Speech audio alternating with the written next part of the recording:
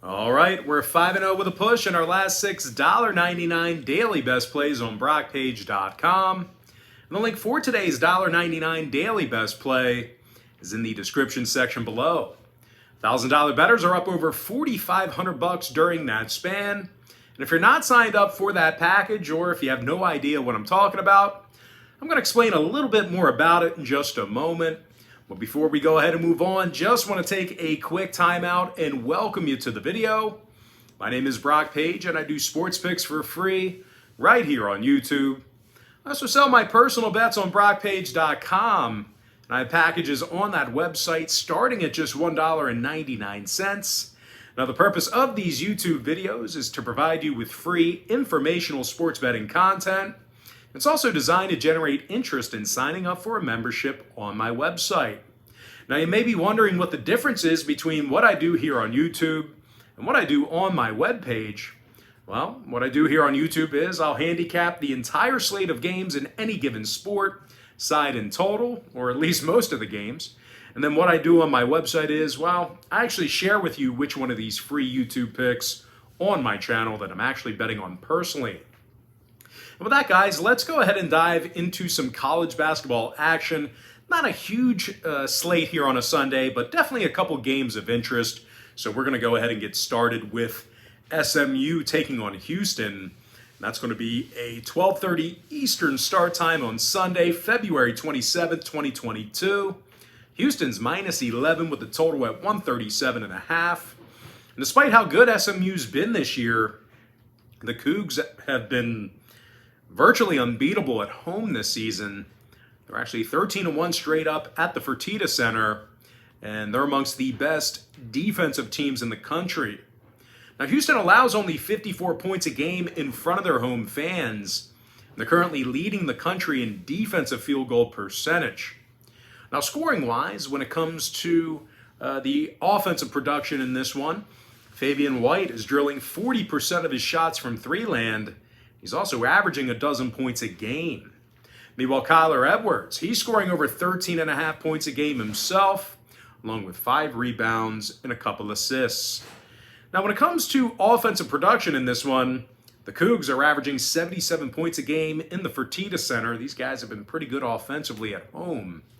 They're taking on an SMU team who did actually fail to cover recently against the likes of Temple and Wichita State.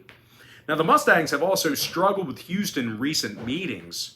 They're just 3-7 straight up in their last 10 head-to-head contests with their opponents here today, and they're averaging only 65 points a game during that span against Houston.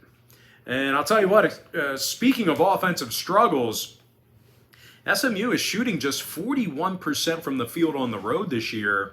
When it comes to the total, SMU saw their last 3 straight fall under the posted number. They also went 80% to the under in their last 10. Meanwhile, Houston saw unders recently with the likes of UCF, Memphis, and East Carolina. They also went 60% to the under in their last 10 meetings with SMU. I'm going to go ahead and lean toward Houston minus 11 and the under 137.5. Next ball game, it is going to be Illinois versus Michigan, 2 p.m. Eastern start time. Illinois is -1 with a total at 141.5. Now, Illinois is coming fresh off a loss to Ohio State, where they allowed 86 points in that contest. As a matter of fact, the Illini lost 3 out of their last 5. They gave up 76 points a game on average during that stretch. Now, when it comes to the offensive end of the court, the Illini struggles at times shooting from the free throw line. They're taking on a Michigan team who won 4 out of their last 6. And that includes victories over the likes of Rutgers, Iowa, and Purdue. Now, the Wolverines are also winning 75% of their ball games at the Chrysler Center. And they're making nearly 50% of their field goals in that building. Hunter Dickinson's averaging 18 points a game along with 8 rebounds and a couple assists. Meanwhile, Eli Brooks, he's draining 40% of his three-pointers. He's also scoring a dozen points a game. Now, when it comes to defensive play in this one, the Wolverines are in the top 5 in the country in defensive boards per contest. They're also limiting their competition to just 27% shooting from three-land at home. Now, total-wise, Michigan went 60% to the over in their last 10. Meanwhile, Illinois, on the other side of things, they're 2-0 to the over in their last couple of ball games. They also saw overs recently against the likes of Purdue, Wisconsin, and Maryland. I'm going to lean toward Michigan +1 in the over 141.5. Next contest, it is going to be, Ohio State versus Maryland, 4 o'clock Eastern tip-off. Ohio State's -4 with the total at 142.5. Now, the Buckeyes won 7 out of their last 10 ball games, and they covered the point spread in 80% of those contests. Now, Ohio State's been pretty good on the offensive end of the court this year. And they also find themselves in the top 25 in the nation in both offensive field goal percentage and shooting the three ball. E.J. Liddell scoring just about 20 points a game, along with 7.5 boards and 40% shooting from three-land. And speaking of shooting from beyond the arc, Malachi Branham's making 47% of his three-pointers. He's also scoring over a dozen points a game. Now, when it comes to defensive play, Ohio State's in the top 25 in the nation in defensive boards.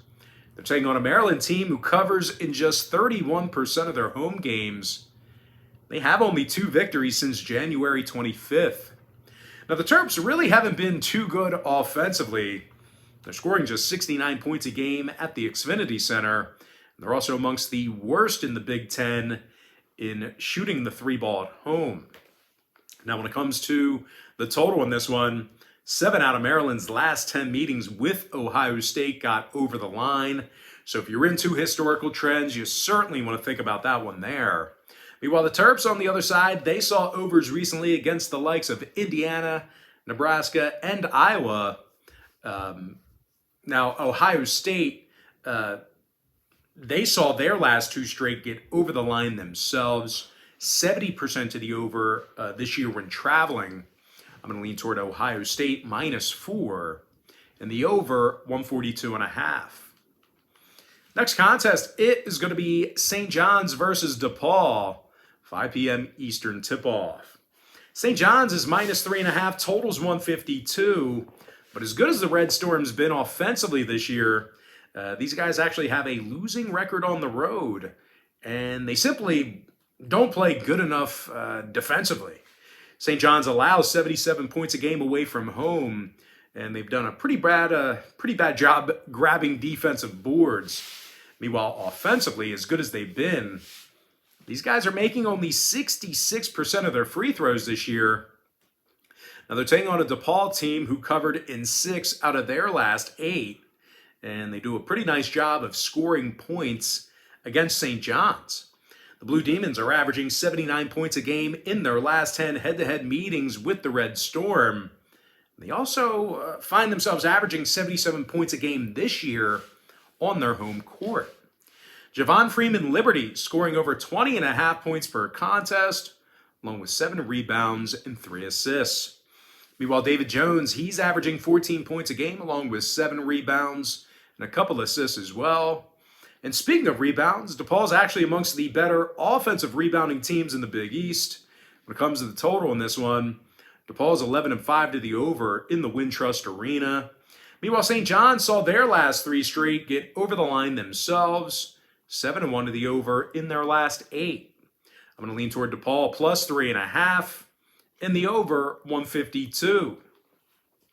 Next contest, back into some Big Ten action. I'm talking about Indiana versus Minnesota, 6 p.m. Eastern start time. Indiana's -3 on the road, totals 131.5. Now, Indiana's played really good on the defensive end of the court this season. They're allowing only 64 points a game, and they're actually limiting their competition to just 38% shooting from the field. Now, offensively, Trace Jackson Davis, he's averaging over 17.5 points per contest, along with 8 rebounds and a couple assists. Meanwhile, Race Thompson, he's scoring a dozen points a game himself, along with 7 boards. Now, they're taking on a Minnesota team who's gotten the W just twice since January 22nd. The Gophers also have a losing record against the point spread at home, and they've been pretty bad rebounding the basketball. Matter of fact, Minnesota's amongst the worst defensive rebounding teams at home in the Big Ten.